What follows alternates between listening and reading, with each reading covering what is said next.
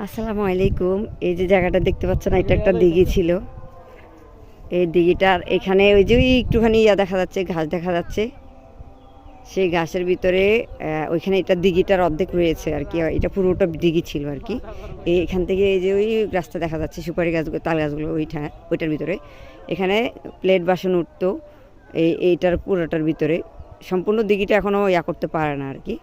তো আমাদের যখন আমাদের গ্রামে জিয়াবত হতো, সেই জিয়াবতের ভিতরে সবাই নৌকা দিয়ে নাকি কোথায় এই দিঘির মাঝখানে প্রচুর প্লেট বাসন উঠে থাকতো।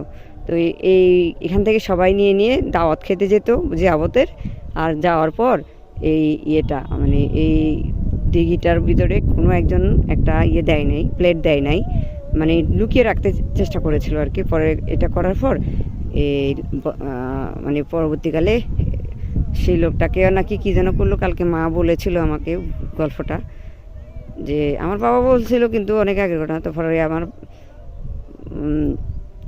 এইটার গল্পটা কী যেন বলেছিল গতকাল রাতে, যে নৌকাতে করে দিয়ে যেত। পরে লাস্টের দিকে এসে সেই লোকটা, যে লোকটা আর কি নিয়েছে, তাকে নাকি এনে দিঘির ভিতরে অর্ধেক ডুবিয়ে ফেলেছিল। লোকটাকে ডুবিয়ে ফেলার পর তারপর লাশের যখন অনেক মানুষ এসে নাকি সেই লোকটাকে এখান থেকে নিয়ে গেছে আর কি। এই যেটা সম্পূর্ণটা দিঘি ছিল, এটা অর্ধেক ভরে ফেলেছে। আর এখন ওই সামান্য একটুখানি বাকি আছে, ওই যে গাছগুলো দেখা যাচ্ছে না, ওই গাছগুলোর ওখানে এটা।